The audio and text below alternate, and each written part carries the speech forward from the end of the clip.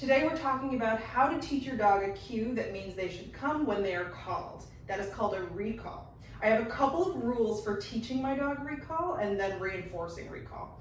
The first is I want to always reward my dog when they come to me. Even if they do something terrible and then come back to me, I still want to reward the last behavior they did.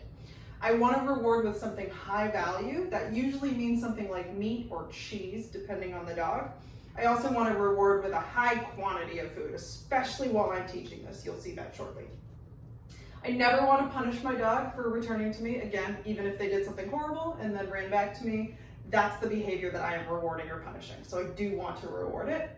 And I also don't want you to waste your recall cue. If you think your dog isn't going to come, I want you to either go get your dog or I want you to call them using something that isn't their recall cue, maybe something like a high-pitched noise that they will listen to. Okay, I'm going to show you how to get started on teaching it. It's just simple conditioning. It's pretty easy to do. Joe. Okay, so with your dog in the same room as you, under no distractions, I want you to call them using the recall cue you intend to use. Hers is very specific. I'm going to say it, and then I'm going to feed her regardless of her behavior. Joe, come. So I'm feeding her about 5 to 10 treats here. I really want her to be surprised that I'm feeding her this much and this high of a quantity. Notice I didn't just give her a full handful of food. I really fed her those treats one by one by one.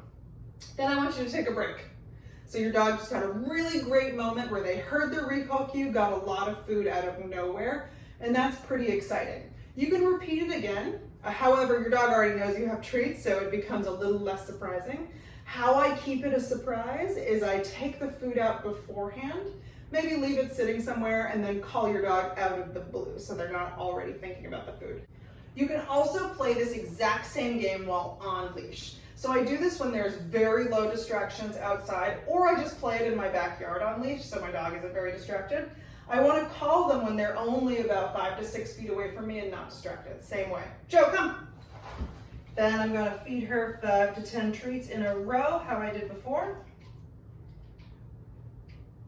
And that is how you start. It may seem really simple, but this is the stage that's most important. I really want your dog practicing hearing that cue, getting a lot of really good food. This is just about week 1 of teaching this behavior. I want you to do this a couple times a day for the full first week, and then into week 2, you can add a little bit more distractions.